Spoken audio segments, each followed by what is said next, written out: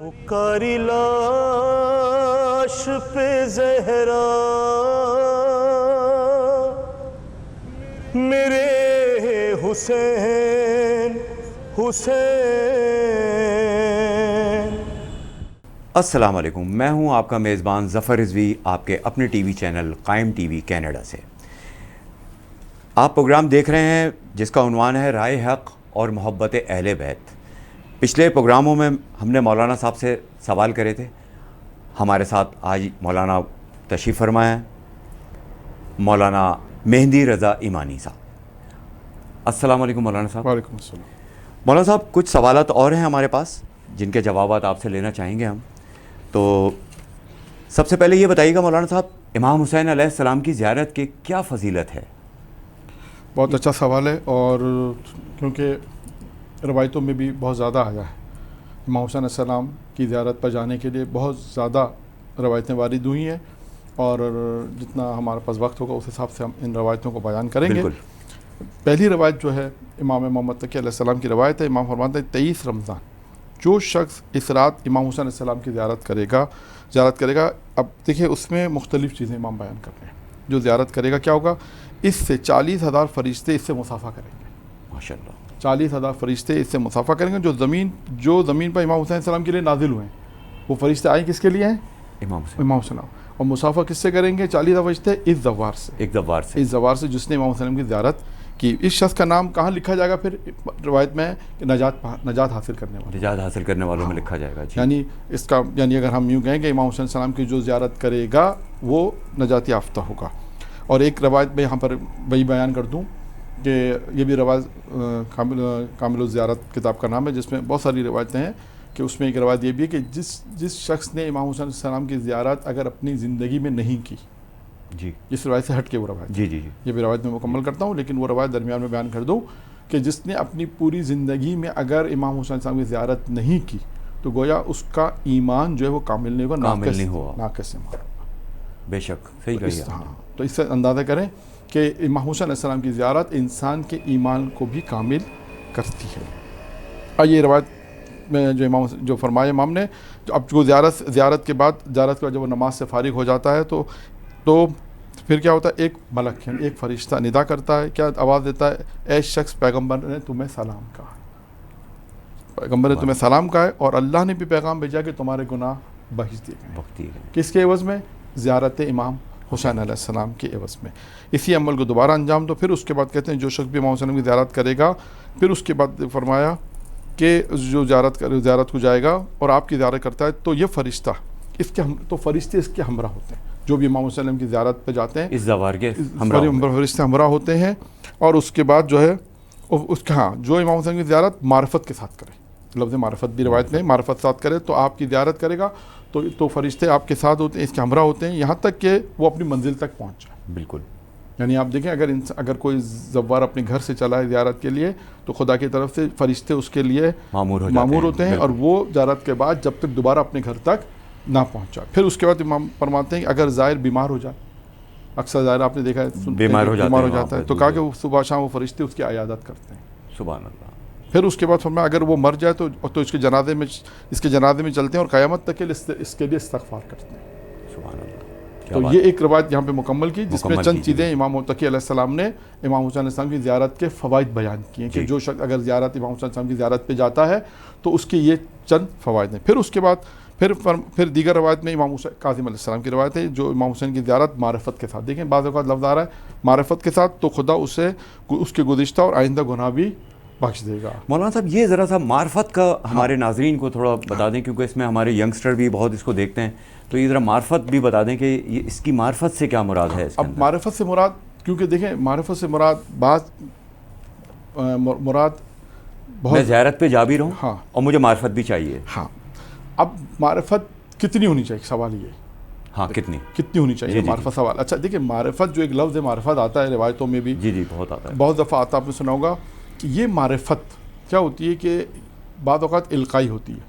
القائی کا مطلب ہے انسان توسل کرنے کے بعد ائمہ علیہ السلام سے توسل کرتا ہے اور القائی ہوتی ہے، بالکل، کہ وہ اس کے اندر ایک چیز پیدا ہو جاتی ہے اور بعض لوگوں نے معرفت سے مراد کہا کہ ہم یہ جانتے ہیں کہ امام ہیں، کہ ان کے بیٹے ہیں، انہوں نے کیا قربانی دی، انہوں نے ان کی زندگی کیا تھی، ان کی زندگی کے متعلق یہ معرفت ایک معرفت کا ایک پہلو یہ بھی ہے، اور ایک معرفت کا پہلو اس سے بھی اوپر ہوتا ہے کہ جو اس معرفت کے پہلو پر پھر وہ ایک لمبی گفتگو ہے کہ پھر اس کو ممکن ہے سوال کرے کہ مولانا معرفت آتی کیسے، یہ بھی ایک سوال ہے. بالکل. تو بہرحال یہ مختلف کتابوں میں اس کے بھی طریقہ کار ہیں کہ انسان اپنی زندگی کو اس طرح انجام دے جیسے انسان کے اندر معرفت آتی ہے. پھر ریاضیات ہے، اس میں بہت ساری چیزیں اس میں ہیں جسے ہم کہتے ہیں معرفت حاصل ہوتی ہے. کبھی کبھی ہم نے واقعات میں یہ بھی دیکھا تو جو واقعات ملتے ہیں کہ معرفت اس کے اندر القاء ہو جاتی ہے.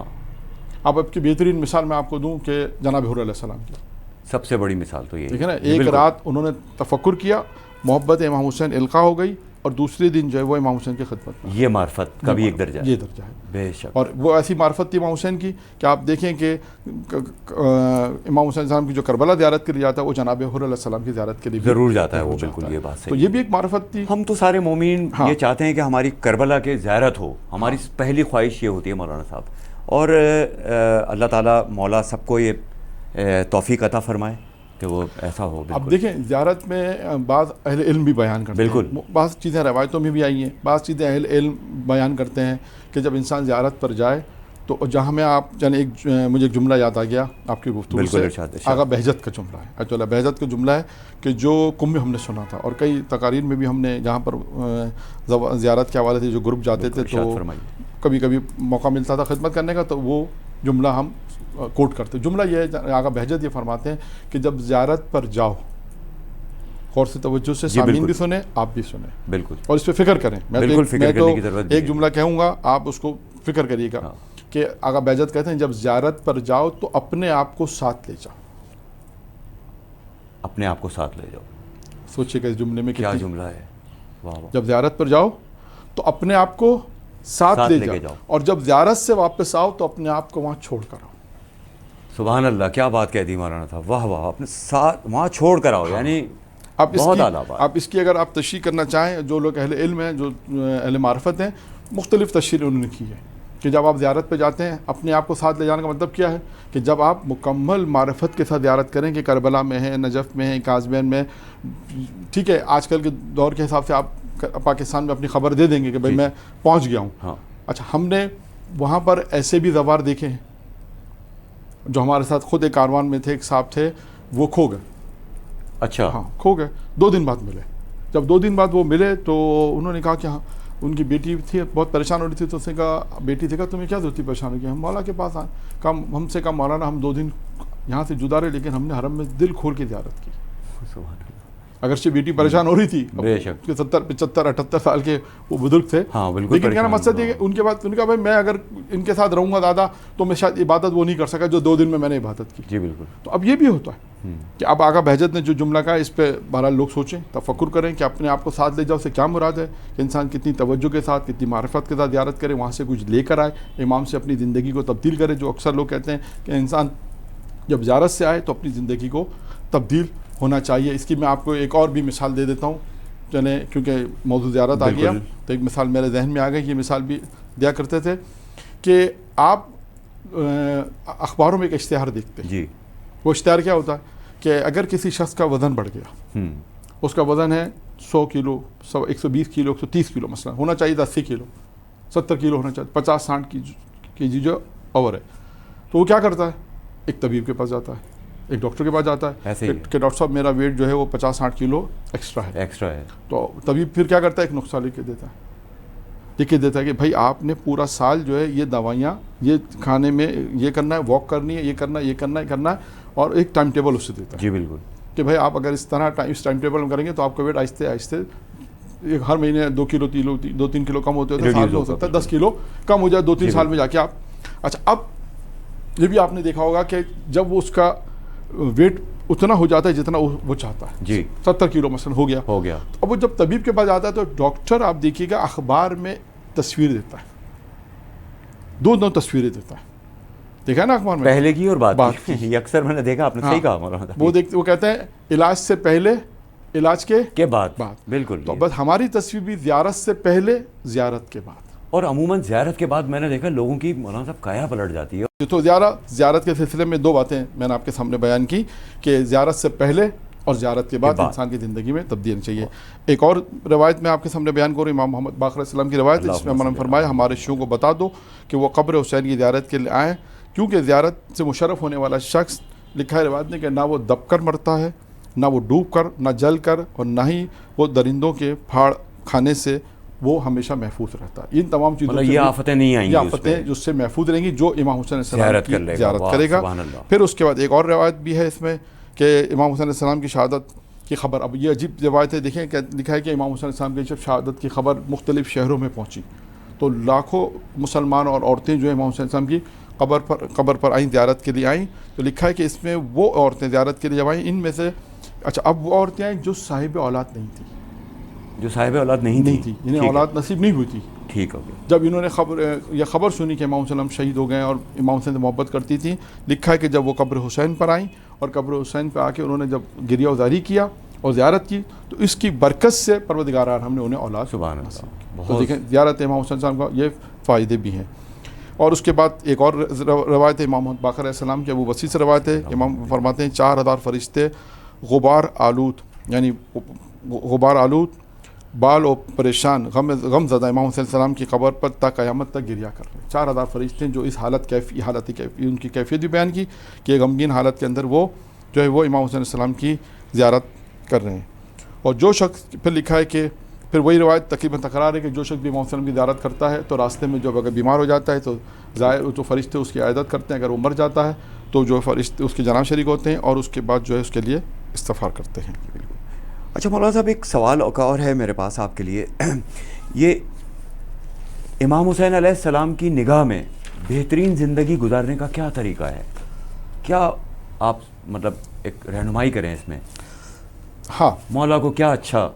دیکھیے یہاں پر یہ جب ہم امام حسین علیہ السلام کے اقوال کا مطالعہ کرتے ہیں جی, تو اس پہ ہمیں ایک قول امام حسین علیہ السلام کا ایسا نظر آتا ہے کہ جس میں کچھ اصول امام حسین علیہ السلام نے بیان کیے ہیں. جی, یعنی یوں کہہ لیجئے کہ امام حسین علیہ السلام نے 5 چیزیں بیان کی ہیں. جی. اگر یہ 5 چیزیں انسان کی زندگی میں ہو تو انسان کی زندگی جو وہ بہترین طریقے سے بہرامند, جسے ہم کہتے ہیں, انسان اپنی زندگی سے لذت اٹھائے گا, جسے ہم کہتے ہیں بہرامند ہونا. بالکل. تو اب یہ امام حسین علیہ السلام کے اقوال, مختلف اقوال مولا کے, جن میں سے ایک قول میں ہمیں یہ چیزیں نظر آئیں کہ یہ 5 چیزیں ہیں, جن میں پہلی چیز ہے عقل, یعنی صاحب عقل ہونا یہ انسان کے لیے اہم کردار ہے اس کی زندگی میں, کامیابی زندگی میں اور اچھی زندگی بسر کرنے میں. اچھا, یہاں پر میں ایک روایت بھی بیان کر دوں کہ پیغمبر اسلام نے سوال پوچھا تھا صحابیوں سے مسجد نبوی میں, اور سوال کیا تھا کہ اللہ کی سب سے بڑی نعمت کون سی ہے, سب سے بڑی نعمت, بڑی نعمت اور عظمت والی نعمت کون سی ہے. تو سب لوگوں نے اپنے حساب سے جواب دیا. جب وہ جواب پیغمبر کو وہ جواب نہیں ملا کہ جو پیغمبر چاہتے تھے, تو پیغمبر نے کہا, امیر المومنین سے کہا, علی تم اس کا سوال کا جواب دو. تو امیر المومنین نے جوابات دینا شروع کیے. پہلا جواب یہ دیا کہ اللہ کی سب سے بڑی جو نعمت ہے وہ انسان کا عدم سے وجود میں آنا ہے. کہا علی تم نے بالکل ٹھیک کہا. اس کے بعد امیر المومنین نعمتیں گنواتے رہے, دوسری تیسری, جب 5ویں نعمت پر آئے تو کہا اللہ نے انسان کو 5ویں بڑی نعمت جو دی ہے وہ عقل دی. اور یہاں پر ایک سوال کا اور جواب دے دوں جو اکثر ناظرین بھی پوچھتے ہیں سوالات اہل علم سے, کہ اور یہ سوال پوچھا گیا تھا ہمارے 5ویں امام محمد باقر علیہ السلام سے کہ اللہ نے شیطان کو سب کچھ دے رکھا ہے, دائیں سے بھی آئے گا, بائیں سے بھی آئے گا, آگے سے پیچھے سے تمام سہولتیں دے رکھی ہیں, تو وہ بہکا سکتا ہے مومن کو, تو مومن کو کیا دیا. آج بھی لوگ سوال کرتے ہیں مولانا شیطان تو ہم کو آرام سے بہکا دیتا ہے, ہم تو اس کی بہکائی میں بڑے آرام سے آ جاتے ہیں. ہمارے پاس کیا چیز ہے کہ ہم اس کے اس حملے کو, اس شیطان کے اس حملے کو سمجھ سکیں. امام علیہ السلام نے 5ویں امام نے ارشاد فرمایا کہ اللہ نے انسان کو عقل جیسی نعمت عطا کی, یعنی عقل عطا کی ہے جس سے وہ شیطان کا مقابلہ کر سکتا ہے. تو عقل انسانی وہ ہے کہ جس سے انسان جنت بھی حاصل کر سکتا ہے, حق اور باطل کی پہچان بھی ہے, اللہ کی بڑی نعمت ہے. اور انسان پر بعض کتابوں میں کچھ موضوعات بہت اچھے ہیں, میدان الحکمہ کتاب کا نام ہے, اس میں آپ اگر دیکھیں گے تو عقل کے موضوع پہ بہت اچھی اس میں موضوعات موجود ہیں. اس کے بعد دوسری چیز جو معصوم نے ارشاد فرمائی اس میں وہ ہے دین, کہ انسان دیکھیے دیندار ہونا چاہیے انسان کو دین. آج ہمارے معاشرے میں اپنے سامعین کے لیے کہوں گا کہ کیونکہ پوری دنیا میں مسلمان ہیں, مومنین ہیں, رہتے ہیں, اور دیندار ہونا جو بہت یعنی بعض لوگ کہتے ہیں کہ جب باہر ملکوں میں رہتے ہیں تو کہتے ہیں مولانا یہ مشکل ہے. مشکل نہیں ہے جی. انسان اپنے دین پر عمل کر سکتا ہے. صرف سے آسان میں آپ کو اس کی وجہ بتاؤں کہ اس سے دین پتہ نہیں ہے جس کی وجہ سے وہ مشکلات کا شکار ہے. میں آپ کو اس کی ایک مثال بھی دے دوں سامعین کے لیے, نوجوانوں کے لیے ایک مثال بھی دے دیتا ہوں. وہ مثال کیا ہے؟ ہمارے تجربے میں یہ بات آئی ہے کہ اگر ہم بعض بچوں سے, بالغ بچیوں سے یا نوجوانوں سے اگر وہ فعل حرام کرتے ہیں, مثال دے دوں میں آپ کو, ایک بچی ہے 9 سال میں, اس پہ روزہ واجب ہے, حجاب واجب ہے, سب چیز واجب ہے. اگر وہ 11-12 سال میں بغیر حجاب کی جاتی ہے تو اگر ہم اس سے پوچھتے ہیں کہ تم نے حجاب کیوں نہیں کیا, تو کہتی ہے کہ امی کو یہ چیز پسند نہیں ہے, یا ہم جس ملک میں رہتے ہیں وہاں یہ چیز اچھی نہیں ہے, مثلا امی اس چیز کو پسند نہیں کرتی, کہتی نہیں تم بے حجاب جاؤ. ایسا ہے, ایسا ہے, بالکل ہے, ایسا ہے, پاکستان میں بھی ہے اور دیگر ممالک میں بھی ہے. جی بالکل. تو اب یہاں پر کیا جواب دیں گے نوجوانوں کو؟ وہ کہیں گے دیکھیں ماں باپ کا حکم ماننا تو واجب ہے. وہ یہ کہتے ہیں ماں باپ کا حکم ماننا تو واجب ہے, ماں نے حکم دے دیا یا باپ نے بیٹے کو ایسا حکم دے دیا, تو اس کا جواب کیا ہے؟ اس کا جواب یہ ہے کہ اللہ کے حکم کے سامنے اگر ماں باپ کا حکم آئے تو اسے پھر ٹھکرا دینا. اسے ماں باپ کے حکم کو نہیں ماننا بلکہ اللہ کے حکم کو ماننا ہے. تو یہ دین ہونے کی وجہ, دیکھیں دین بہت اہم چیز ہے ہماری زندگی میں. آپ دیکھیے گا بہت سارے ایسے مسائل ہیں کہ جن کو دین نہ ہونے کی وجہ سے وہ مشکلات کا شکار ہیں. اب نماز کا مسئلہ میں آپ سامعین کو مثال دے دوں, نماز واجب ہے, لیکن اگر اس نماز میں جو لوگ نماز نہیں پڑھتے انہیں پتہ ہی نہیں کہ اس میں کتنی چیزیں مستحب ہیں, کتنی چیزیں واجب ہیں. بالکل صحیح بات. اگر وہ واجب پڑھنا چاہیں, بہت سے لوگ ایسی جاب کرتے ہیں, کہتے ہیں مولانا ایسی جاب ہے جہاں ہمیں 10 منٹ زیادہ فرصت نہیں ملتی ہے, 10 منٹ فرصت ملتی ہے, فرض کر لیتے ہیں, تو کیا ہم نماز پڑھیں؟ بالکل 10 منٹ میں آپ مغرب عشاء کی نماز پڑھ سکتے ہیں یا دورین کی نماز پڑھ سکتے ہیں. آپ واجبات پڑھ لیں تاکہ روز قیامت میں اللہ کے سامنے آپ جو ہے وہ جواب دیں ہوں. تو اب مسئلہ ہے کہ یہ دین سمجھنے کا مسئلہ ہے سارا. اور اس کے بعد جو ہے وہ دوسری چیز ہو گئی. تیسری چیز ہے ادب اور تربیت. یعنی امام حسن فرماتے ہیں انسان کو ادب سیکھنا چاہیے اور اس کی تربیت ہونی چاہیے. بہت معلوماتی. اور چوتھی اور پانچویں, میں نے 5 چیزیں کہی تھیں تو 5 چیزیں میں مکمل کر دوں تاکہ روایت مکمل ہو جائے. 5ویں چیز, چوتھی چیز ہے شرم و حیا, کہ انسان کے اندر شرم و حیا ہونی چاہیے.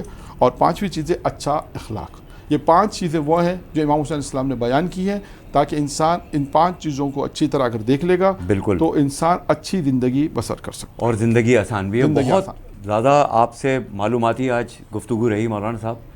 تو ناظرین ہمارا یہ سلسلہ چلتا رہے گا گفتگو کا. اگلی نشست میں ہم دوبارہ حاضر ہوں گے مولانا صاحب کے ساتھ اور سوالوں کے ساتھ. قائم ٹی وی کے ساتھ قائم رہیے. السلام علیکم. کاری لاش پہ زہرا